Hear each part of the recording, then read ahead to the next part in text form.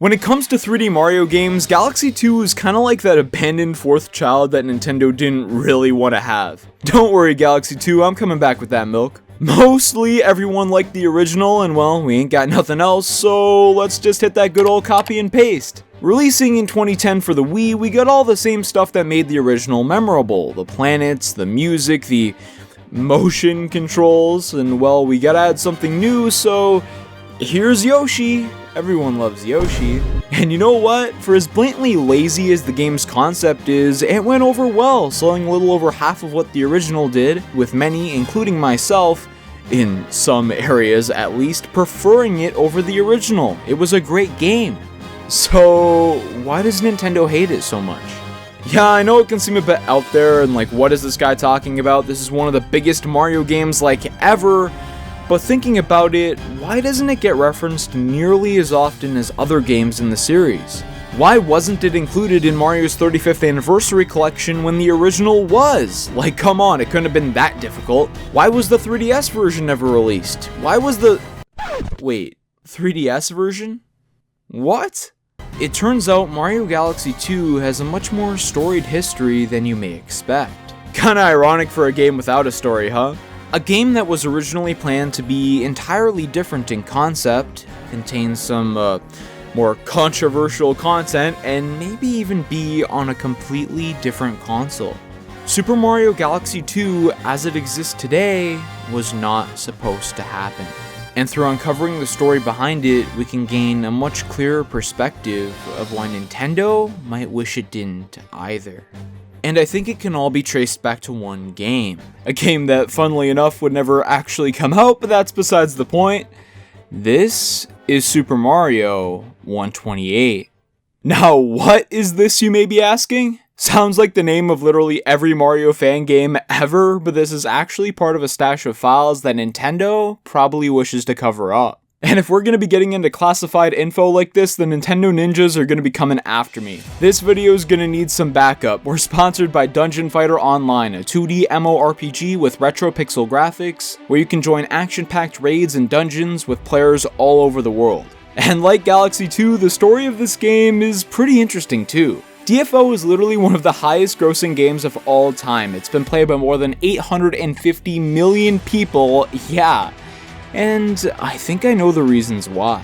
Like a true action game, DFO showcases spectacular hit effects and complex combos with beautiful illustrations and animations for each class. But I think the key to this game's longevity though comes from the constant updates. Hopefully better than this way of doing updates. The new level cap update is here. It's going to be increased from 100 to 110. And with this max level increase, the main storyline will progress and new areas and dungeons will now be revealed.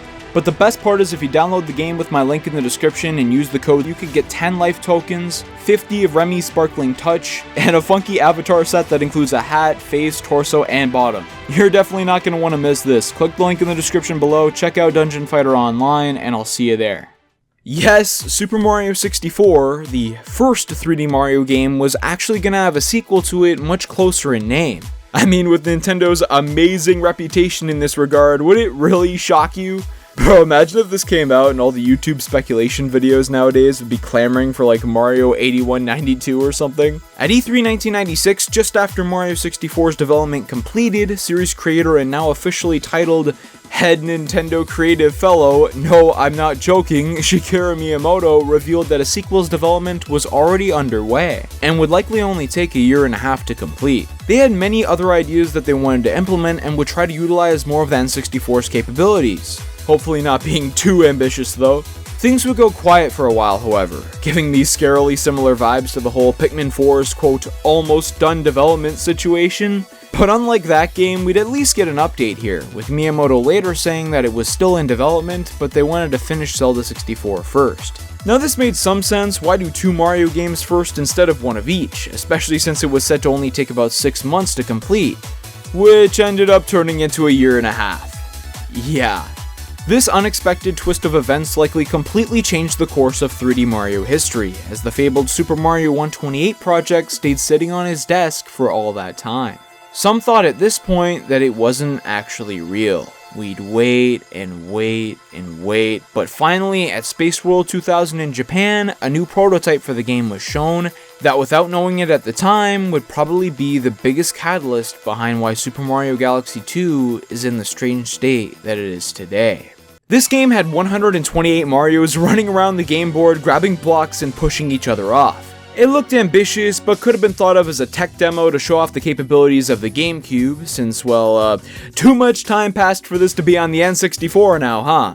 But Nintendo reassured fans that it was still gonna be an actual game and not just an experimental project, which some would believe until Pikmin came out. While the fourth new entry may never actually happen, the first one received much praise for the innovative concept of throwing these lovable creatures onto the wacky enemies of the world, who maybe aren't as lovable. But the reason I mention this is Pikmin was heavily inspired by Mario 128's idea of having a bunch of characters on screen. With this being the case, along with a completely different 3D Mario game releasing in 2002 with Sunshine, doubt crept into the minds of fans hoping for this Mario 64 sequel, until rumors were circulating about it appearing at E3 2003. Yes, this same kind of rumor mill was still going on back then. At least without all the clickbait videos though, gotta love that. If the multiple characters concept of this showcase was already being used with Pikmin, then what was left for a new Mario game? Speculation ran rampant, but even after all the build-up, it still never appeared. This seemed like the last hope for fans, and Miyamoto needed to address it, especially after all the teasing and all the rumors were circulating. But what he said took everyone by surprise. Miyamoto said that Mario 128 was actually still being made as a direct sequel to Mario 64, but its ideas would be so revolutionary that they wanted to keep them hidden from the public. What? That is pretty bold. What ideas could have been so ambitious that they need to be hidden so secretly? Look man, I hate plagiarism as much as the next guy, but Nintendo may have been overreacting here. I know at that time they were just getting out of the console wars with the Super Nintendo and Sega Genesis, and they may have feared a new 3D platformer would try to compete with Mario just as Sonic did in 2D, you know, before he dipped his toe into 3D gaming. Oh, that went so well. But there had to be something else about this game that was really revolutionary. It couldn't have been just this. What was it? Well, throughout the various interviews that have been gathered surrounding this game, Miyamoto mentioned that adding more enemies which would react to Mario's attacks in more unique ways would be an idea. I mean, Sunshine kinda already did that, but okay, fair. They wanted to add Yoshi as well, and oh, well, Sunshine already had that too. I mean, it wouldn't really be a surprise anymore. Implementing Luigi in some form was an idea too, but he's mainly just a palette swap that's not really big enough of an idea to be so secretive about a game that you couldn't even have a trailer for it come out. More dynamic camera angles? Well, I mean, after Sunshine's amazing camera work, I could certainly see that being one. Kidding aside though, it's clear that while these features are cool and all, something clearly went wrong in this game's development. As after years and years of nothing more about Mario 128, Miyamoto would finally give up on the project after being shown a prototype of Mario moving around on a similar type of platform to the Space World showcase, except this was a planet instead. A concept that would eventually morph into Super Mario Galaxy. Oh yeah.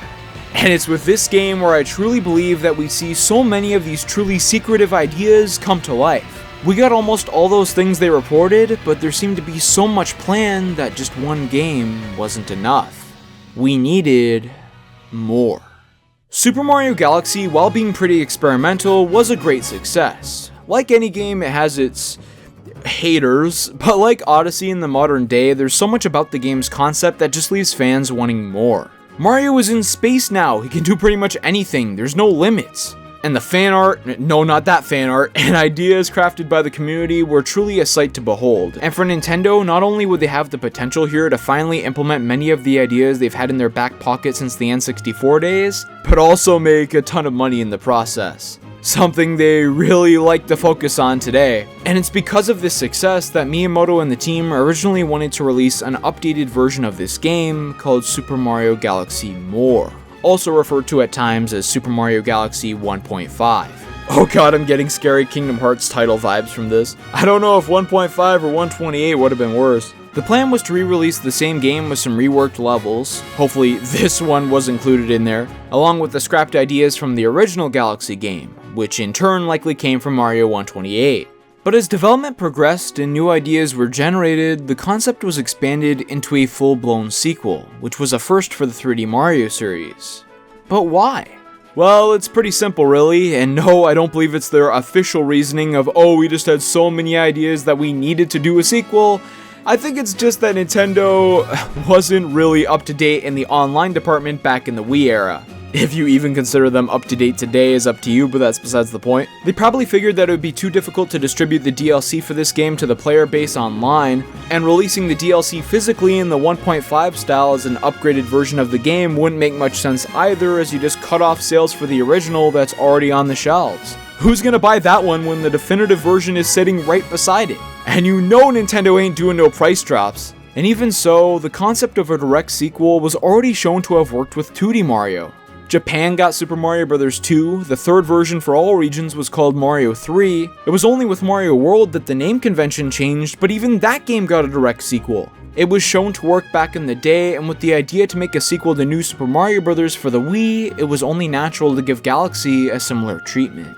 But this sequel releasing for the Wii may not have been the original plan. Super Mario Galaxy DS has gotta be one of the biggest urban legends in series history. It may not have gotten as much attention as L is Real or those amazing Hotel Mario cutscenes. God, I still have nightmares. But the idea of this game releasing for Nintendo's biggest portable console of the time period after the Wii edition made some sense in concept. Give fans a chance to play a new 2D Mario on the Wii, and now give them that same Galaxy experience on the DS. You have something for everyone on both consoles. I mean, they could even try to rework the Mario 64 DS engine to make things a bit easier for the development of Galaxy on the DS. And in late 2007, we finally got the trailer. It went viral, showing off Mario Galaxy running on a different console, with this game making so much of an impact that it's still played today, sometimes preferred by fans to the Wii edition, except there's one problem with this game. It doesn't actually exist. The popular trailer of Mario Galaxy DS was created by a fan for a school project to make a video go viral. And yeah, this is more effort for a project than I've ever seen. And potentially being inspired by this, some passionate fans would create a working homebrew edition of Mario Galaxy for the DS years later. While not being entirely complete, there are several galaxies from the game that can actually run on a DS, which is just insane. The amount of time and effort that had to have been put into this is crazy. Like they say, life imitates art. And yes, Nintendo actually considered putting a sequel to Galaxy on a DS-type console. Just not the original. A prototype of Super Mario Galaxy 2 is confirmed to have been crafted for the 3DS. Yeah. Nintendo revealed in interviews after the release of the console that they did indeed test the possibility of releasing Galaxy 2 on the 3DS, but they had to later nix any potential plans due to it being far too difficult to enjoy. According to the company, Galaxy 2's graphics made Mario look like a speck on the 3DS screen, which seems to make some sense if you just straight zoom the game out and put it on that small screen. It's just, these fan concepts seem to make it work okay. I don't really get that excuse if it's indeed legitimate, but this failure to get the Galaxy sequel to work on the 3DS hardware was said to be massively influential on the development of 3D Land, as they specifically designed the terrain for this game around a larger Mario. Interestingly enough, they said, quote, "If we were making a console game from the very start, we wouldn't have been thinking about any of those things, and I think the game would have probably been a lot different." And Galaxy 2 going to the Wii and not the new Nintendo console certainly was an impactful decision. As we'll see in a little bit, the game was indeed planned to be much different. The crossover idea made sense in theory, and it was even tested, but in the end it wasn't feasible to Nintendo. And the Wii was the simpler and easier choice. But could you imagine if this actually happened? What perfect symmetry it would be. The DS opens with a newer version of an old 3D Mario game, and the 3DS would as well. The level design and concepts would have assuredly changed, but this still would have been a Galaxy experience on the go. And while I definitely don't mind 3D Land at all, it's great in its own way, I think I know what I would have liked to have seen more if given the choice. But Galaxy 2's console entirely being changed, despite being a massive deal, only scrapes the surface of the cut content that we'd see. Some being pretty controversial at that. And as we get into the final edition's cut ideas, we're gonna gain a much clearer perspective of why the game wasn't supposed to happen, and maybe why it's not placed into the spotlight so much today. Super Mario Galaxy 2, believe it or not, was actually thought to be designed in the 3D system of Majora's Mask. Yeah, seriously.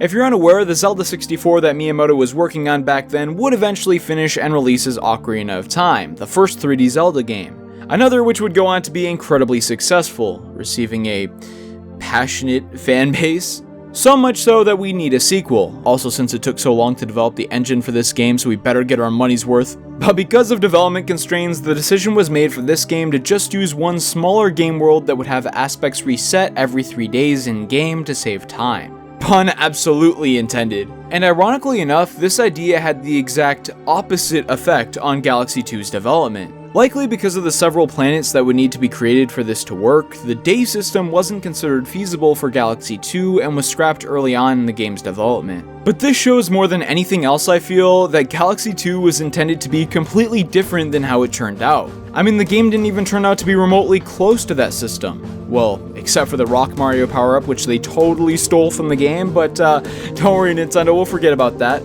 Many other ideas that they had from the past did make it in though. Yes, Yoshi did return. We got the Mega-like boss fight, which was apparently inspired by a scrapped concept for Ganondorf's Ocarina of Time boss battle, which is pretty interesting. But an idea that was planned but definitely didn't make it in was the Torimoti, a purple blob creature with a model that's fully animated and everything, unlike some others like the bully from Mario 64, which was found in the code, but for some reason we never saw this enemy. Why? Seems like a simple enemy concept. I mean, if this can be accepted, I don't know why not, right? Well, its name appears to be a play on torimochi, the Japanese word for bird lime, a sticky substance used to trap birds considered to be very controversial in some parts of the world, even being illegal in the EU since 2021. Now, we've seen some characters with controversial origins slip through before without much of a trace, but it's kinda understandable why Nintendo would want to refrain from this. They've had enough other controversies to deal with over the years and don't want any part of it. It just makes you wonder though, if enemies with controversial concepts like this were actually fully developed, what types of enemies were just left in the drafts, you know? Like anything could have really been on the table here. It's not only enemies that Galaxy 2 rejected, but also some cameo appearances.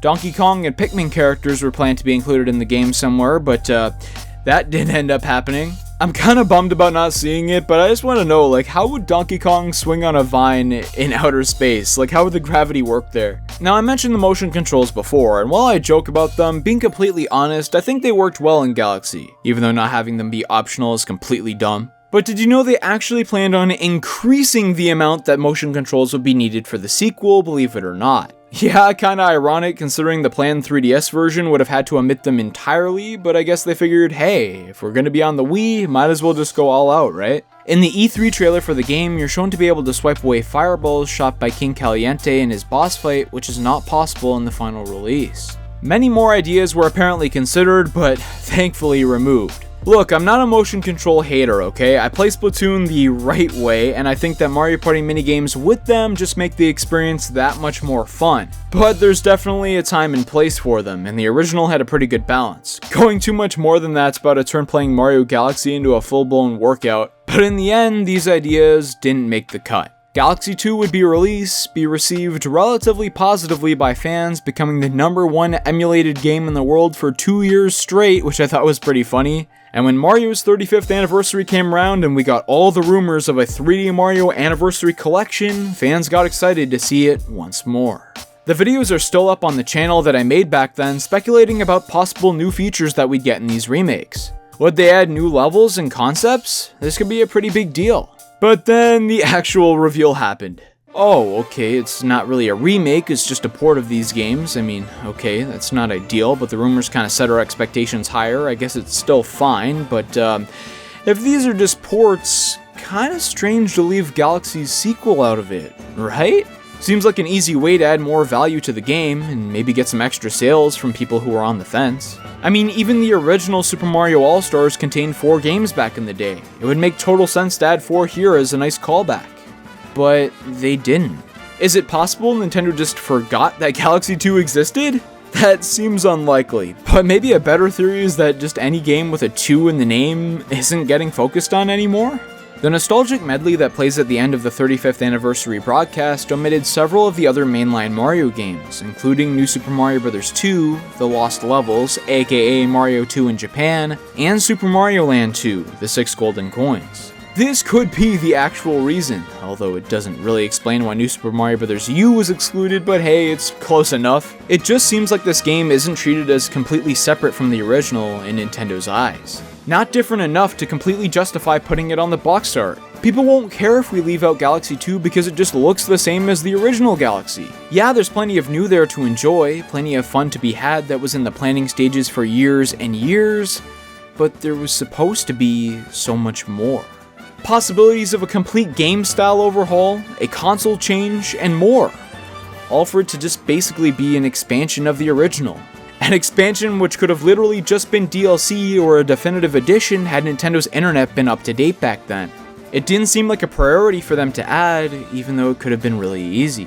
Might as well just save the effort and the storage space on the cartridge at the same time to encourage more digital downloads. It's only going to be available for a limited time anyway, who's even going to remember us leaving it out? Well, I guess that's what this video is for, huh? Super Mario Odyssey 2 seems inevitable, yet many fans still clamor for that third Galaxy to this day. It might just have something to do with how, even though all of those features they had in the pipeline for years did eventually make it, many did not. Is it time to finally see the new portable edition after all this? It would be interesting if this actually happened though, to see it all traced back to a fake leak for the DS. Kinda reminds me of the times that Nintendo actually leaked their own games. On purpose. Yeah, it doesn't seem to make much sense, but it actually happened, and it turned into one of the most controversial incidents in Nintendo history. You're gonna want to find out the real reasons why Nintendo leaked their own game multiple times. Some of the stories being more tragic than you may think.